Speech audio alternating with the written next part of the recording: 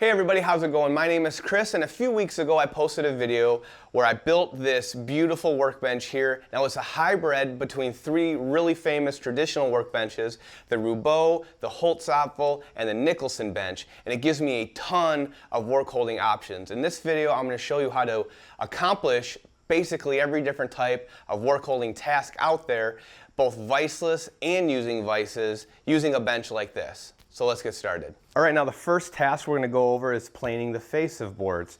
Now if you have a narrow board and you have relatively good technique, all you really need is a single dog. And you can just plane this way. Now you run into problems when you get into a wider board.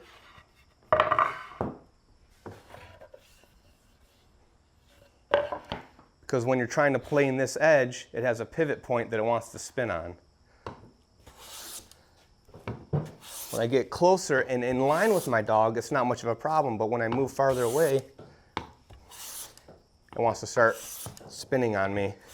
It's not quite as controlled. You can move the board as you plane so that you don't run into that problem, so that you're always kind of in line with your dog. Another solution would be a wider planing stop. This might help. This is from Veritas. And if your board is square, you can use this and you can plane a wider board.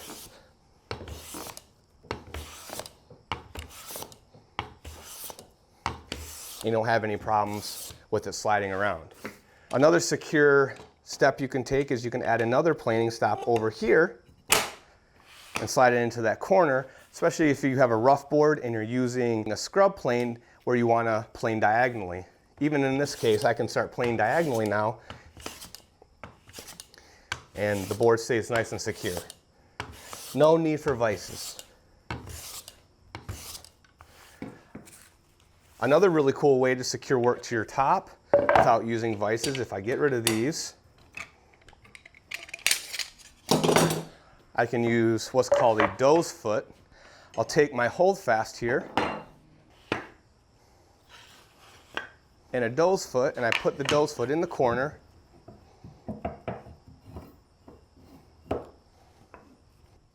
Clamp it with my holdfast, and now this holdfast and doe's foot will prevent the board from spinning on me. So again, I can plane diagonally if I want. I could grab a heavy-duty scrub plane, and over in this corner, it kind of pinches. The more pressure you put here, good enough for planing purposes, as long as you're not getting carried away. All right, so now I'm going to show you how to use a vise kind of for those same tasks. The vise makes it really quick and easy. You just have a dog at the end of your vise. I'm using my quick release here. I stick another dog down in the bench top, bring it together, give it a little bit of a turn, and now this is nice and secure for me to do my work as well. Grab a plane, and you don't want to over tighten the vise because you could potentially bow up the wood and then you'll have problems getting your wood flat. It works really nice, and I can even grab a scrub plane.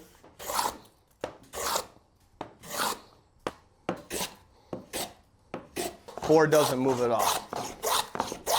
The bench works just as well for larger pieces. Again, I can use my end vise and a dog in the top. Pinch this longer board between those, and it's nice and secure for planing. Again, I can do some really serious heavy rough removal using a scrub plane, and the same holds true for using a doe's foot and a holdfast. Bump it up against the dog, grab a doe's foot,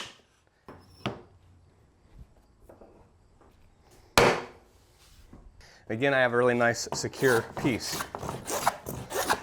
Now if you're over here on this end and maybe it's slipping a little bit, it actually does a really good job of kind of wedging between those 2 points, and it's not moving much at all. But if you are having any kind of problems moving, you can grab another doe's foot. They can be narrow or wide. Grab another holdfast and create a batten here. Now that'll really keep your board from moving diagonally like that when you're doing scrub work.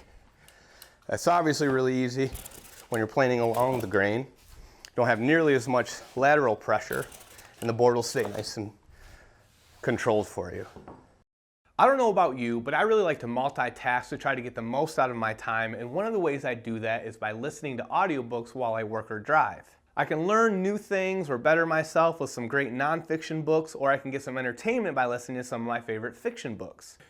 That's why I'm super excited to have Audible sponsor this video, and they're offering a free audiobook with a 30-day trial to any of my viewers. You can go to audible.com/thirdcoastcraftsman or text Third Coast Craftsman to 500 to sign up and get that book.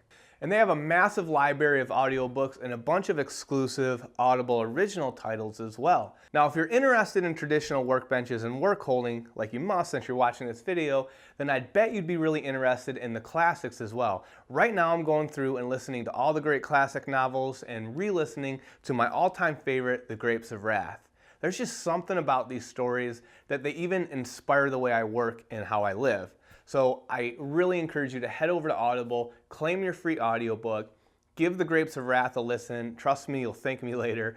And again, that's audible.com/thirdcoastcraftsman or text Third Coast Craftsman to 500. Thank you, Audible, for sponsoring this video. You can help support this channel by going and supporting them. All right, the next series of operations you might do is work on the edge of the boards. Now, if you're edge planing a board and it's small enough and has one flat side already, you can probably just put it right on top of the workbench and bump it into one of your bench dogs.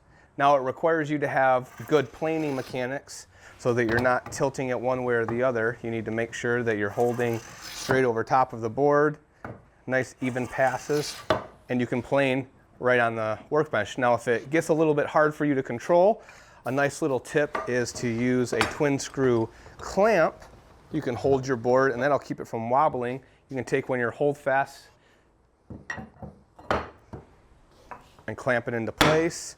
And now you have a really nice little planing vise on your worktop. So that works great.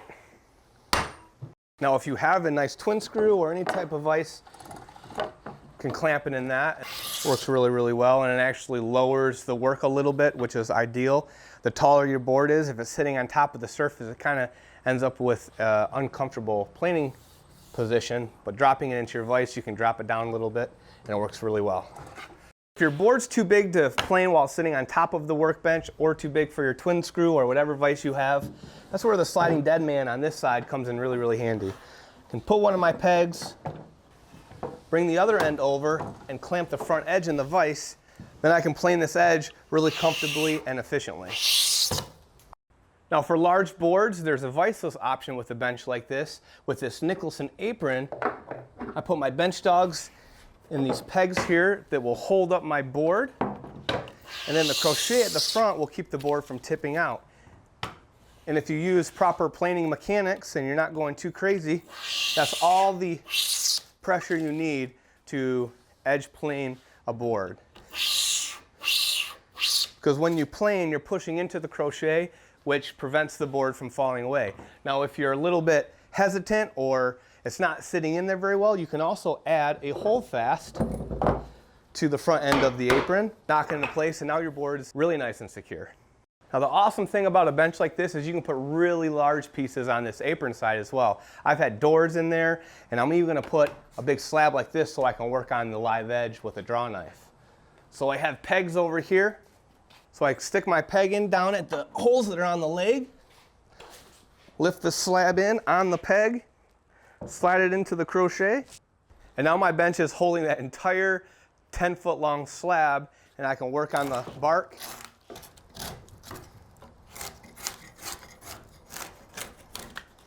And it's doing a perfect job holding it in place. So next we'll talk about sawing operations. Now, the first thing that you might run into is rip cutting operations. If you don't have a sawhorse to sit on, you can actually overhang your board off the edge of the bench, hold into place with your hold fast, and do your rip cutting. Now, this isn't quite as comfortable of a position as if you're bent over on a sawhorse, but it definitely works just fine, and I'm not going to do it on this board, but start your cut and just rip all the way along. You can also use, if you have a twin screw vise or any kind of vise, you can drop it into your vise, and in a series of steps, you can rip this all the way down. Now you don't want your board too high or else it'll vibrate too much. So you rip down 4 or 5 inches, then you adjust your vise, bring it up a little bit, rip down again another 4 or 5 inches. Once you get close to the bottom, you have to flip over and meet it the other direction, or you can sit it in the vise horizontally, stick your saw in, and finish the cut that way. Now, if you don't have a vise, a really cool way to hold boards in that kind of configuration is using the Nicholson apron side. I can take a couple holdfasts, clamp it to the face of this,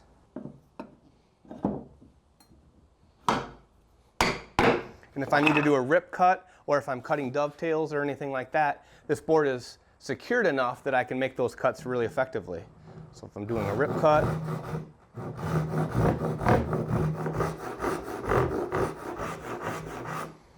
if I'm doing some dovetails,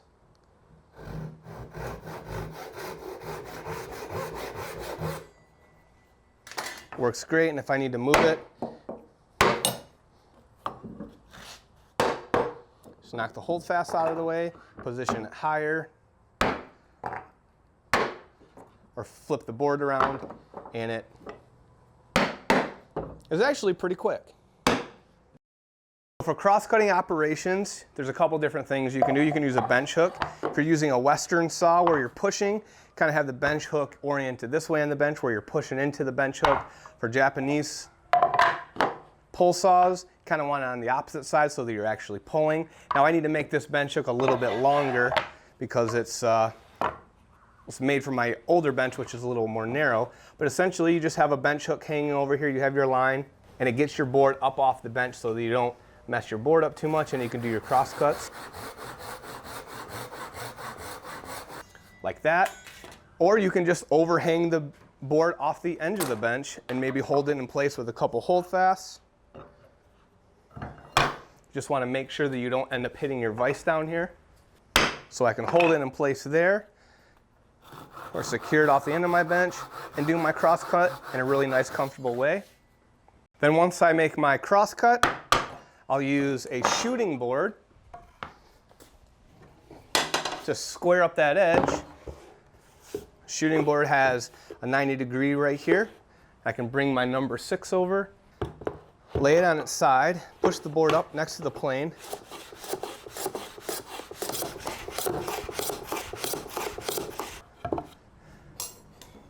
and then I'll have a nice square edge. So I mentioned earlier how you can use the apron for dovetails and rip cuts. You can also use the twin screw vise, but you can also use it for things like mortise and tenons as well. So I can take my holdfast and secure my piece. I can finish cutting this tenon here. And then just to finish the cut, just put it right on the workbench. Don't really need a bench hook for this since I'm not going all the way through and there's not a lot of risk of hurting my bench top. Just cut down and cut my shoulders off. Now to chop the mortise, if it's a short piece like this, I can just rest it right on the bench top. If it's a little bit taller, I can put it in a vise or use the twin screw clamp again. But it's ideal to always chop your mortises over one of the legs so that you don't get any spring or anything like that.